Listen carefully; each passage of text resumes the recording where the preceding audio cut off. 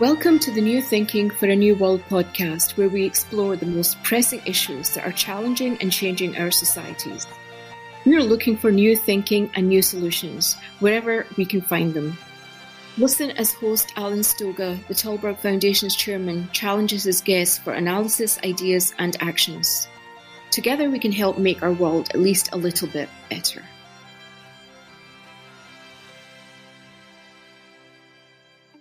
Venezuela has been in a downward spiral for years. Political repression and economic depression, hyperinflation, power cuts, shortages of food and medicine. According to the UN, some 9 million Venezuelans are malnourished, and 90% of the country's 28 million people live in poverty. More than 5 million people have fled the country in the past few years. By any definition, what was once the richest and strongest democracy in South America is now a failed state. My guest today has lived and suffered from that failure. David Smolansky was elected mayor of El Hatillo municipality in Caracas in 2013. In 2017, he was removed from office by the Supreme Court and then forced to flee the country. Today, he is in political exile in Washington, D.C. Welcome, David. Thank you, Alan. Thank you for having me. Let's start with an impossible question, and I promise they'll get more possible. Can you imagine life after Maduro, or more importantly, a world in which Venezuela is again a prosperous democracy? And if so, how? I imagine that every day, and I'm not exaggerating when I say this. A Venezuela without Maduro is a Venezuela that could be a country with plenty of opportunities, a country that, first of all, need to be safe, especially for young Venezuelans, a country that could, again, export oil, but also could diversify its economy, a country that could be one of the best countries to visit in the world because of our tourism potential.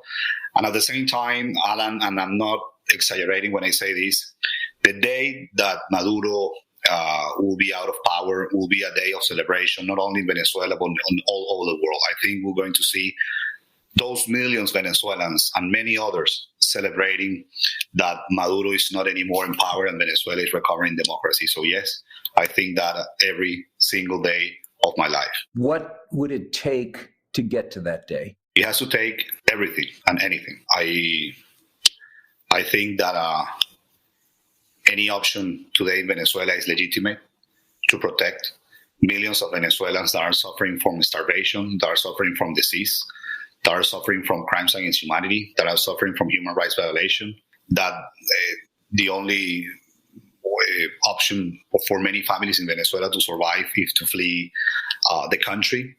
So we need the pressure internally, but also we need more pressure from the international community, because what Maduro has built is not only threatening Venezuelans and affecting Venezuelans, but it has become a threat to the security, stability, and democracy of the hemisphere. Let's separate those two streams and first talk about external pressure and then internal pressure. The Maduro regime, the Maduro government, has support from at least 5 countries, from Russia, from China, from Cuba, from Iran, and from Turkey. What are they providing, and why do you think they provide it? Well, first of all, those countries have one thing in common, the lack of democracy. So, to do any, for example, business or any military cooperation or any other type of cooperation is easier for those countries who lack of democracy than the countries that have democracies, countries that have independence of public branches. Of course, the interest of those countries, first of all, is geopolitically, especially from Russia. They are having an influence in Venezuela that they haven't found in the region since the days of the Cold War with Cuba. Also, of course, is the economic interest on a country that has the largest oil reserve, the 8th largest gas reserve, the 12th largest gold reserve. So many business today in Venezuela are run by Russians, are run by Iranians, are run by Chinese. And at the same time, they are playing to destabilize the region, to make the democracies in the region, especially on so many countries in Latin America, more fragile. So the democracies of the world, especially the one from the Western Hemisphere, need to tackle this. And I think, the United States, they have played a very important role during the last 2 years. Canada, we need more support from countries like Germany, UK, France, and the Kingdom of the Netherlands, Brazil, Colombia. I think right now Venezuela has to be more focused not on the quantity of countries that are recognizing the interim government, but the quality of the countries to counterbalance these 5 allies that Maduro has, and they are, of course, part of this repression system, which, by the way, I didn't say Cuba. Cuba has played a crucial role since 1999 when the revolution started, and the Cubans right now basically runs the intelligence, the counterintelligence system, all the repression strategy. Even they have given instructions to torture innocent Venezuelans, and these need to stop as soon as possible. However, Venezuela, for those 5 countries, is a bit of a black hole in the sense that it absorbs resources. It is a black eye for the United States, staying with the theme, but it's not imaginable that Venezuela is giving much to Russia, to China, to Iran, perhaps even to Cuba at this point. So it seems a bit strange, other than it is a way to embarrass the United States, that they continue to support. Well, that's kind of because, for example, to Cuba, Chavez and Maduro have provided everything to that island, everything. Still, a country that used to produce almost 3 million barrels a day, now it is producing less than 700,000 oil barrels a day. Many of those thousands of barrels that are produced every day goes to Cuba. And during the last 22 years, hundreds of millions of barrels have gone to Cuba. So that's the price that Venezuelans unfairly we have paid on. And in exchange, Cuba has sent doctors and teachers that were more like a intelligence structure that were built in Venezuela. For example, just since this is an audio take and I have the virtue of watching you as well, you just used air quotes, which are very important air quotes on the words doctors. Yeah, because a lot of them, they were not doctors. They just were intelligent agents that just infiltrated or penetrated different cities in my country.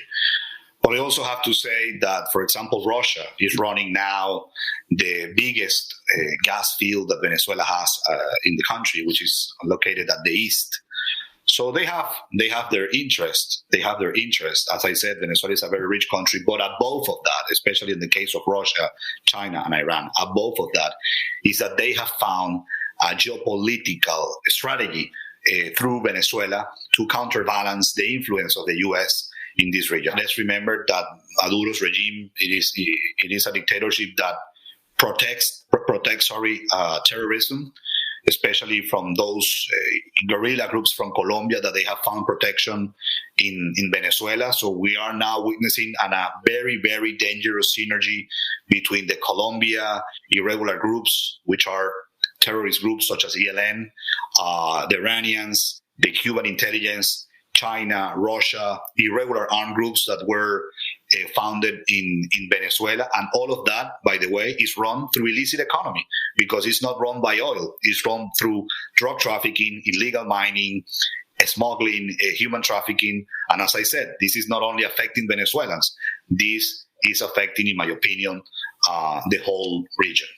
The other side of it, and you touched on it already, is the rest of the democracies, or rather the democracies in the Americas, starting with the United States, but throughout Central and South America, as well as the Europeans and others. And most countries in the world have recognized Guaido and the Guaido government.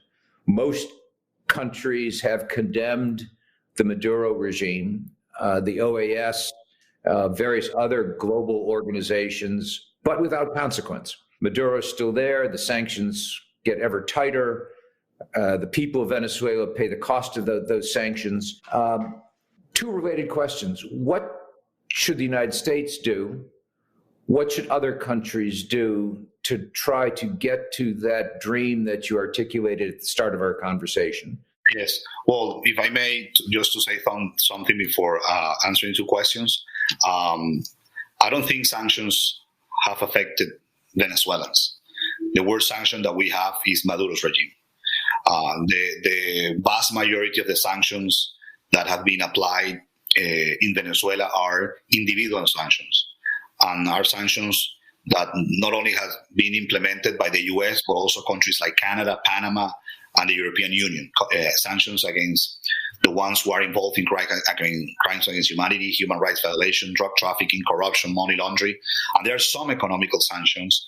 But I can tell you, I have visited the region so many times in my work. I haven't heard the first Venezuelan who have fled the country saying to me that they have fled Venezuela because of a sanction. So that's a myth that unfortunately there are some people, some organizations are, building that myth and trying to create misinformation on the public opinion. Having said that, let me just interrupt right there, because that's a terribly important point. People underestimate how bad the economic management has been for a long time now. Venezuela's collapsed economy, I would ask, is a function of mismanagement more than it is of sanctions. That was really the point you just made. Totally. Yeah. For example, Iran is a country that is sanctioned, and they are producing way more oil than Venezuela. And you can find, I can assure you, more food and more medicine in Tehran than in any city of Venezuela. Maduro's regime is not a conventional dictatorship anymore. This is a criminal state, and it is a kleptocracy, where, according to so many experts, well-respected experts from Venezuela and other parts of the world, it is estimated that in these 22 years, approximately $1 trillion have been robbed in Venezuela. And I can assure you, I'm not an expert on this, but I can assure you that by the time we restore democracy in Venezuela and we start to do investigations, this will be the biggest robbery on the modern history of the world by far, I'm sure. So everything that goes to the Venezuelan accounts is literally robbed by these gangs. And it's not only Maduro. We are talking here of different people that are part of the regime, that they behave like a drug cartel. Literally, this is a drug cartel that is usurping power, that controls the infrastructure of the state, that runs oil fields, that runs gas fields. And of course, people are completely unprotected. So on the question that you asked me before, what the U.S. should do, in my opinion, is to put more pressure. I 100% agree with more individual sanctions. I support any asset, any funds, any bank account that is found from these corrupt people to be frozen. I think that the initiative that started a year ago on the Caribbean with against the drug trafficking in the Caribbean that started President Trump, which has been the biggest operation in the Caribbean against drug trafficking, should keep the work and of course not stop providing assistance to Venezuelans through humanitarian aid inside Venezuela, which is very difficult, but at the same time to the Venezuelan migrants and refugees, because the people who are fleeing Venezuela, of course, they are very vulnerable situation. That's what I think, and the same opinion for the rest of the countries in the region and other parts like Europe. We need to put more pressure on Maduro. And as I said before, and for some people, this is very controversial.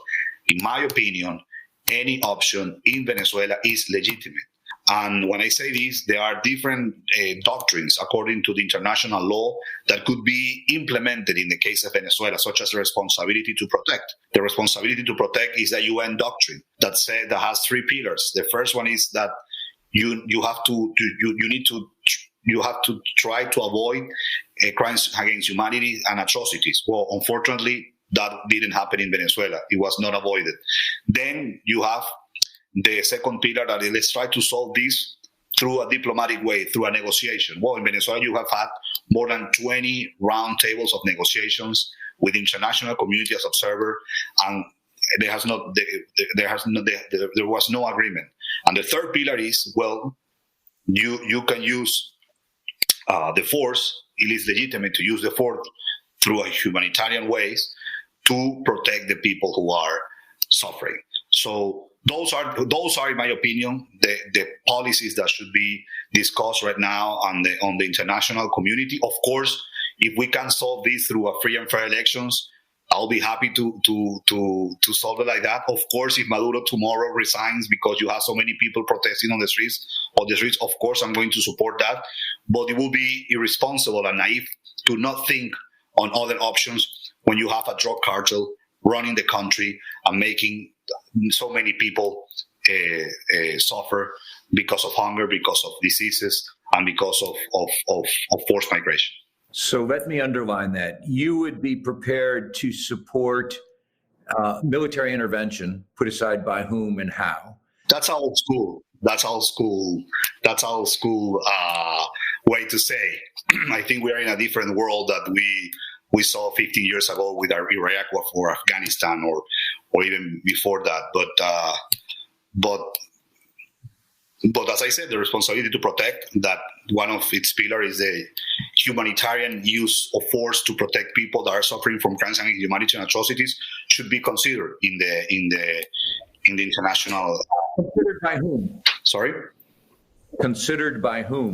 By the international community. And the first that should consider these are the countries who are getting the impact of this crisis. Colombia made huge progress during the last 20 years, tackling the irregular armed groups, getting a peace process, getting the support from the U.S., what is called in Spanish Plan Colombia, the Colombian plan.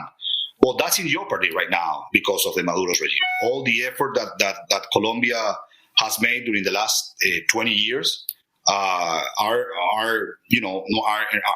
in jeopardy because of what is going on in Venezuela. So, of course, what I'm saying, I'm aware that it's not easy. I'm aware that you cannot reveal all your strategies when you are facing such a complicated enemy as Maduro's regime, because it's not only Maduro, as we spoke earlier, it's Russia, it's Iran, it's Cuba. They have their interests in Venezuela.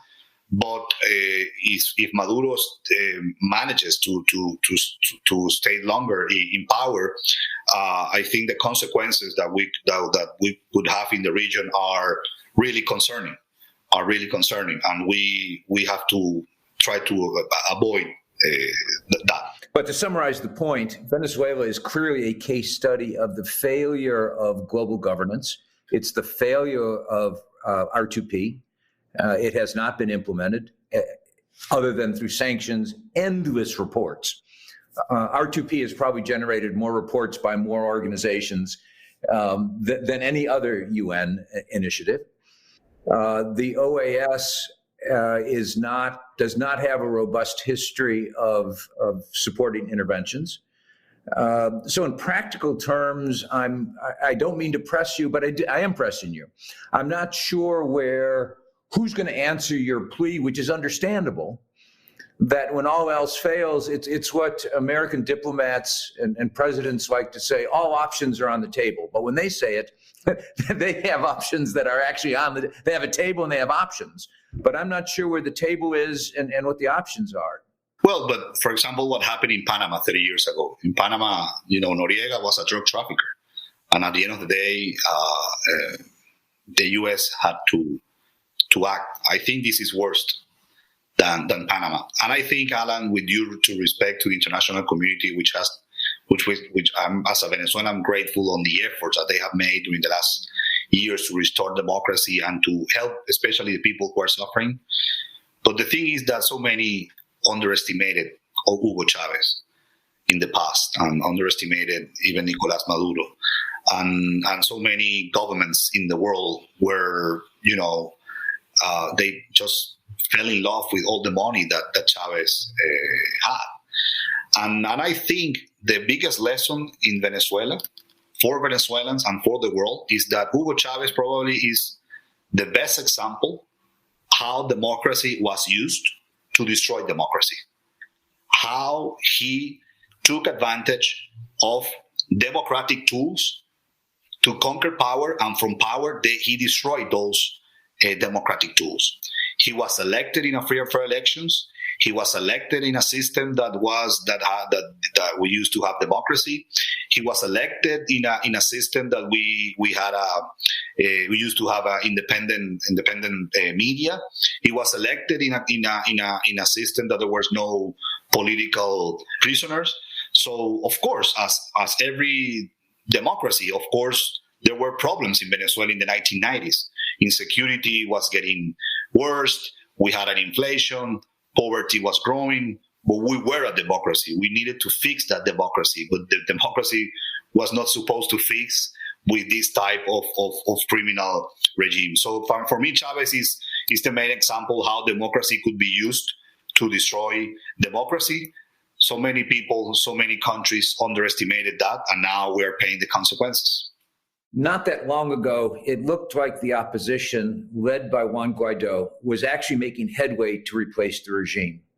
I remember the images of the confrontation on the bridge at Cucuta 2 years ago in 2019, when at least for a moment, there was literally one day, one night, where it felt from a distance like the regime might crack. It felt like one of those moments that you could imagine everything might change. But somehow it didn't. Somehow the regime consolidated. They were brutal. They were violent.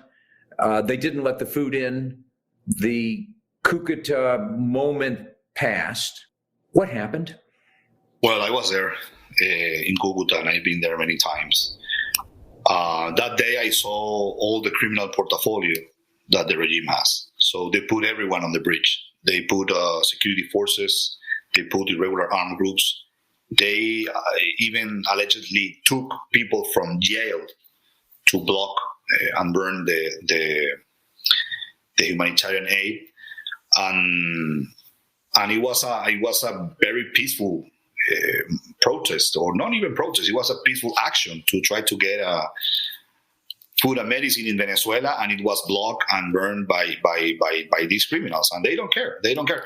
We have to understand who Nicolás Maduro is, and who is Diosdado Cabello and Tarek El-Aissami, and all of these thugs that are in power right now in Venezuela. Those are the ones who just 2-3 weeks ago said that the vaccines will be priority for the armed forces, especially for the generals. That the vaccines will be a priority for the members of its political party. That will be a priority for any member that are part of the cabinet of the regime. That's the type of dictator that we're facing in Venezuela. Not the vaccines in Venezuela were not a priority for people who are in the hospitals, like doctors and nurses, or were not a priority for people who are in an elderly age, 60, 65 and above, according to our constitution. This is a quote from Maduro, what I'm saying. And he also said 3 years ago that if we cannot win by votes, we're going to win by bullets and with arms, with weapons, sorry. So this is the type of regime that we're facing. And in Cucuta, as I said, I mean, that criminal portfolio was deployed, and it was not possible to get the humanitarian aid. I was there. Many people got injured. Many people got gassed. So many soldiers that they stopped being loyal to Maduro and crossed to Colombia. And even though there was an important support of Colombia and the OAS, especially Secretary General Luis Almagro, among others, presidents from Paraguay and Chile, it was not possible because, as I said, we are not dealing with politicians. We are dealing with criminals. So I don't know, I mean, how Pablo Escobar ended in Colombia, how Chapo Guzman ended in Mexico. Those are the type of cycle that we are facing in Venezuela. And I'm not exaggerating, 22 years on this. Last December, the government held elections and the opposition boycotted. which some have said removed legitimacy from Guaido and the interim government. I'm not sure that's a fair criticism. And on the other hand, Secretary Blinken recently spoke with President Guaido, which implied continuing U.S. support. What is the actual status of Guaido and his government? Where do things stand now? So Juan Guaido is the interim president of Venezuela. He is the legitimate head of state of Venezuela, and he's a warrior. He's a hero. He's been facing all type of threats during the last 2 years, not only against him, against his inner circle, against his family, and he is still, in Venezuela, working very hard and representing Venezuelans who want democracy. What happened on December, it was completely a fraud. It is illegitimate. It was not recognized by the vast majority of the countries in Latin America. It was not recognized by the OAS. It was not recognized by the US, by Canada, by the European Union. As you said, the US keep recognizing interim President Guaido. So many people thought that with the change of administration in the US, the recognition of the interim president was about to change, and the support has been very clear from this new administration, because at the end of the day, it is clear that so many people in Venezuela are suffering, and I think, Alan, this is the key thing at the end of the day, to think on the people. 9.3 million people in Venezuela are in starvation. That's almost the whole population of Cuba. When people say Venezuela is going to be another Cuba, we are now in a situation that is worse than Cuba. With due respect to my fellow Cubans, my father is Cuban, but the situation in Venezuela now is worse than Cuba. There are more flights from the US and other parts of the world to Havana than to Caracas. And so 1/3 of the population is in starvation, and almost 20% of the population had to flee the country. So I think the international community is aware of this, but the thing is that, as I said before, it was underestimated for years. The dimension of criminality that was built in Venezuela. But President Guaido is the legitimate president. He has been recognized by the majority of the international community, and he is committed to keep working and keep fighting to restore democracy and freedom, and the world should support him. Let me ask a personal question. You were, as I said at the top, elected mayor.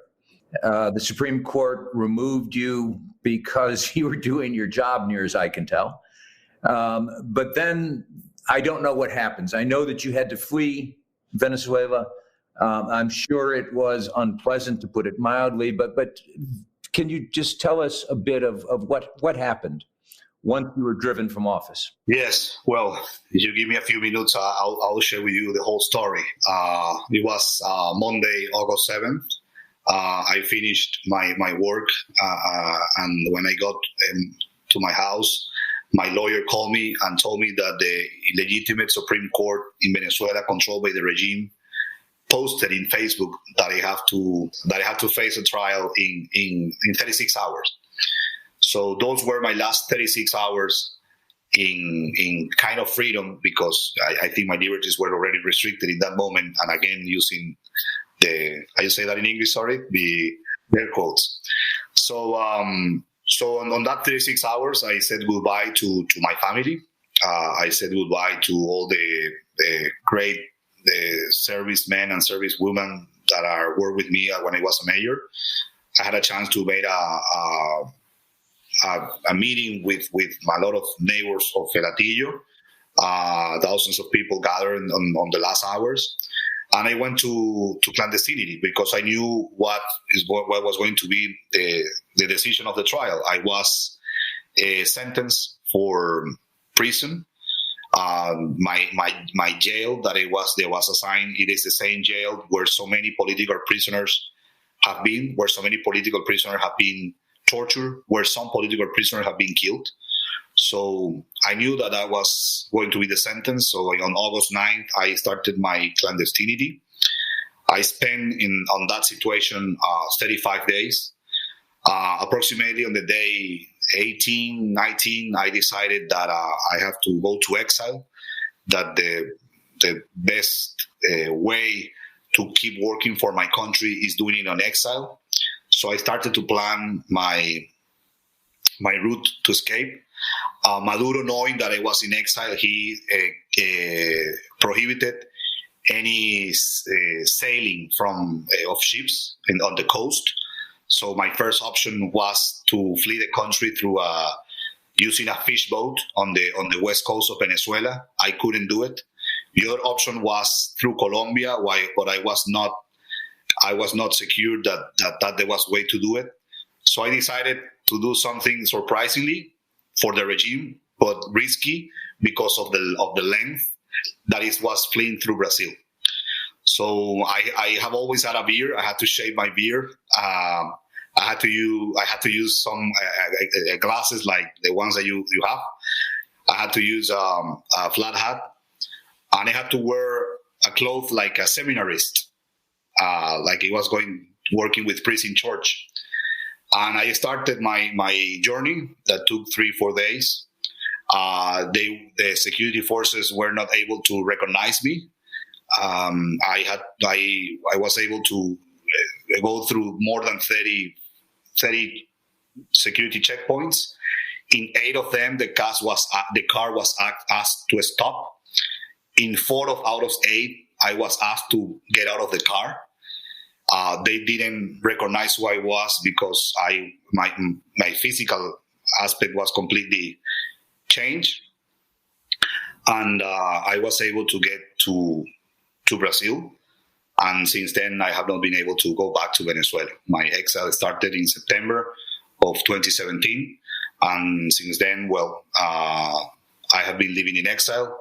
I go to Brazil. I always be grateful to the former Minister of Foreign Affairs of Brazil, Aloysio Nunes, who received me at the Itamaraty Palace, and then the Minister of Foreign Affairs office is called Itamaraty Palace. I made public my exile in Brazil, and then because I have a very, very good friend that lives in Washington, when he saw that, he told me, "You have to come to my house and stay here and see what happens." And my exile started in his sofa bed, where I lived the first 3 months. And then, I started to work at the OAS as a special envoy for Venezuelan migrants and refugees, because it was really shocking to me when I fled Venezuela and saw so many other Venezuelans like me fleeing the country.